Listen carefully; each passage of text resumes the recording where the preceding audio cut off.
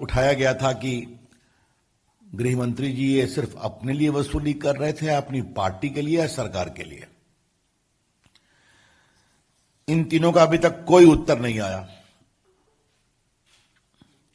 आज सुबह माननीय पूर्व मुख्यमंत्री देवेंद्र फडणवीस ने कुछ डॉक्यूमेंट के साथ बातें कही हैं जो आपने देखा होगा कि भ्रष्टाचार, ट्रांसफर पोस्टिंग के नाम पर भी वसूली चल रही थी, और वो छोटे मोटे ऑफिसर्स की भी नहीं, बड़े बड़े आईपीएस ऑफिसर्स की भी। और जो कमिश्नर सीआईडी थी एक रश्मि शुक्ला, उन्होंने पूरे मामले की तहकीकात की। उसमें बड़े रसूखदार लोग थे जिनके संबंध सत्ताधारी पार्टी के इर्द गिर्द थे, और कुछ ब्रोकर्स थे। उनके पूरे डिजिटल कॉन्वर्सेशन भी लॉफुल तरीके से प्राप्त किए गए थे। और डीजीपी ने, सुबोध जायसवाल जी ने उसको भेजा एडिशनल चीफ सेक्रेटरी के पास, कृपया कर करके आप इसे मुख्यमंत्री के पास पहुंचाइए। यह कहानी 2020 की है। इतने बड़े महाराष्ट्र, ऐसे बड़े प्रदेश में आईपीएस और बड़े पुलिस पदाधिकारियों के ट्रांसफर पोस्टिंग में सीधा वसूली हो रही है। Extortion is being done. हमें उम्मीद थी कि मुख्यमंत्री कार्रवाई करेंगे, लेकिन दोषियों के खिलाफ कार्रवाई करने की बजाय एक ऑनेस्ट, बहादुर महिला पदाधिकारी, रश्मि शुक्ला नाम है शायद, उसको सिविल डिफेंस का डीजीपी बना दिया गया, क्योंकि अपनी सीनियरिटी में वो उस स्तर पर पहुंच गई थी। और जो बताया देवेंद्र जी ने 10 फीट बटा 10 फीट का उसका एक क्यूबिकल था, और ये दोनों ने महाराष्ट्र छोड़ दिया। आज ये बताना जरूरी है कि ये दोनों डीजीपी और जो एक तो डायरेक्ट जनरल ऑफ पुलिस थे Subodh Jaiswal, I understand he is now in CISF DGP, और रश्मि शुक्ला इतना डिमोरलाइज थी कि वो सेंट्रल डेपुटेशन पे आई, शायद वो भी कहीं पर, मुझे बताया गया है कि सीआरपीएफ या कहीं पर वो एडिशनल डीजीपी है। ये क्या हो रहा है महाराष्ट्र में? मतलब आप director general of police, Maharashtra ऐसे बड़े sensitive state, Mumbai is the financial capital of India, वहां पर डीजीपी अपने एक इमीडिएट नंबर 2 जो कि पूरे सीआईडी की हेड है, उसकी इंक्वायरी रिपोर्ट भेज रहे हैं सीएम को, बताइए, और कार्रवाई करवाइए। कार्रवाई तो दूर, दोनों इन ईमानदार अफसर्स को पनिश किया गया। ये इससे बड़ा दुर्भाग्य कोई हो नहीं सकता। अब थोड़ा मैं अपने इस पूरे विषय को एक ट्रायंगल के रूप में आप में प्रस्तुत करता हूं। सचिन वाजे सस्पेंडेड था लगभग 15-16 वर्ष तक, शिवसेना का मेंबर बनता है, उसको कोरोना काल में रीइंस्टेट करते हैं। क्या कहते हैं? बहुत से पुलिस वाले बीमार पड़ रहे हैं, इसलिए उनकी जरूरत है। रीइंस्टेट किया तो सिर्फ एक इनको किया और 4 कांस्टेबल को किया।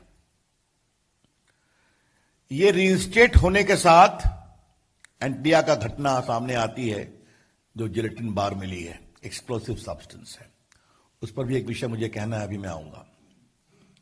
और उसके बाद उन्हें 100 करोड़ वसूली का टारगेट दिया जाता है, क्योंकि जो इनका अतीत रहा है उसके बारे में बात निकलेगी तो बहुत दूर तक जाएगी, तो ये डिलीवर कर सकते हैं। उनको दिया गया, जो पुलिस कमिश्नर ने बताया। अब मैं, ये जो टारगेट की बात की जा रही है, इसके पहले मैं एक बात आपको बताना चाहूंगा, और ये बात बहुत गंभीर है। आपको मालूम है वो जो कि जो हमारे स्कॉर्पियो गाड़ी मिली थी उसमें जिलेटिन मिला था, ठीक है, याद करिए आप। ये एक्सप्लोसिव सब्सटेंस है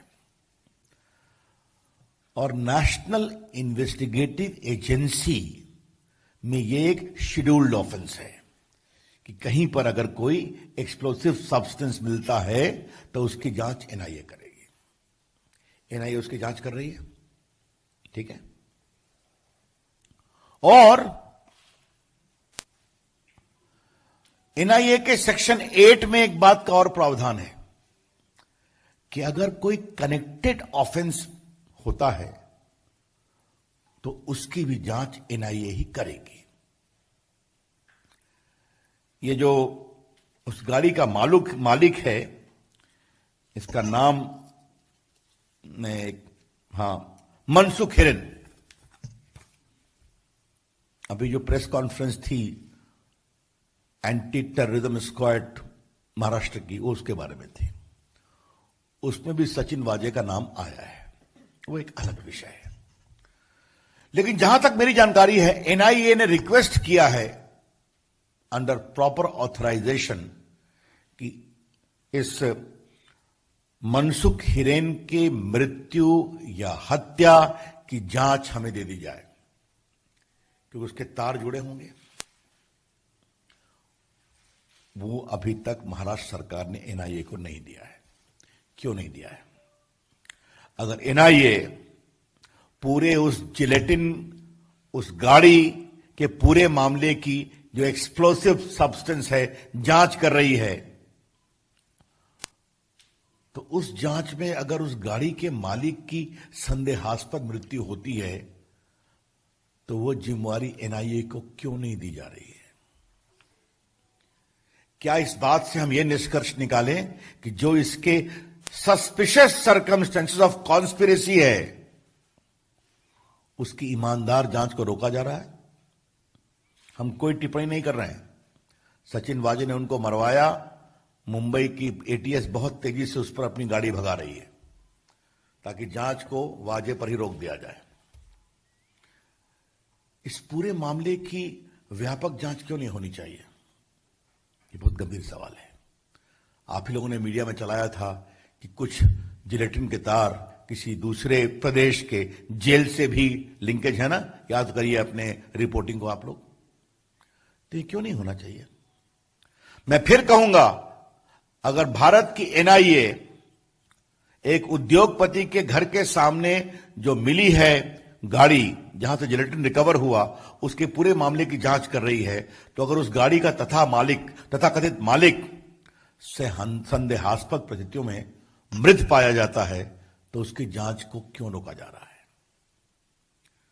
obviously there are lot of suspicious circumstances surrounding. देखिए, हम किसी का पक्ष नहीं ले रहे हैं, कोई पदाधिकारी हो पुलिस का, चाहे वो डीजीपी पूर्व के हो या क्राइम की हेड हो, हम सिर्फ तथ्यों को पब्लिक डोमेन में ला रहे हैं। The BJP would like to clarify clearly and categorically that we don't wish to take the side with anyone. We are only bringing the fact into the public domain, including all the suspicious circumstances, which raises very sensitive questions, जो कि बहुत ही संदेहास्पद सवाल पैदा करते हैं।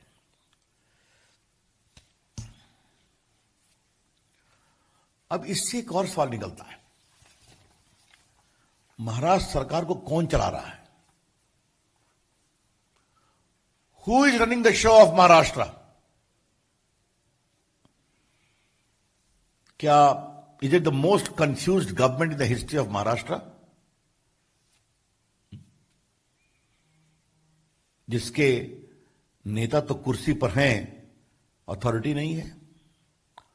अगर सेना के लोगों से पूछो क्या है मामला, हमसे नहीं, बात करो एनसीपी से, उनके आदमी, उनके नेता है। एनसीपी से पूछो। तो आप सुन रहे हैं केंद्रीय मंत्री रविशंकर प्रसाद को, जो इस पूरे मामले पर जो आरोप लगे हैं महाराष्ट्र में अनिल देशमुख पर, वहां के गृह मंत्री पर, उसको लेकर ये प्रेस कॉन्फ्रेंस कर रही है और जांच को एनआईए को नहीं सौंपे जाने को लेकर, उससे जुड़ी जांच को नहीं सौंपे जाने को लेकर सवाल उठा रही है।